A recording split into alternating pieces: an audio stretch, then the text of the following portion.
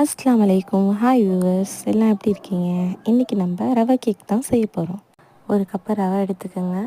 அது மிக்ஸி ஜாரில் கொட்டி நல்லா நைஸாக அரைச்சிக்கோங்க.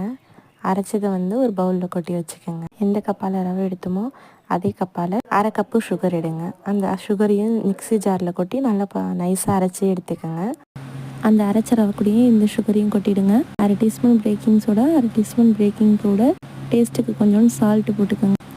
அந்த சுகர் எடுத்த கப்பாலே அரை கப்பு பால் கொஞ்சம் கொஞ்சமாக அந்த மாவில் ஊற்றி நல்லா மிக்ஸ் பண்ணிக்கிட்டே இருங்க. ஒரு டீஸ்பூன் வெண்ணிலா எசன்ஸ் ஊற்றிக்கோங்க. கப்பால் 1/4 கப்பு எண்ணெய் எடுத்துக்கோங்க.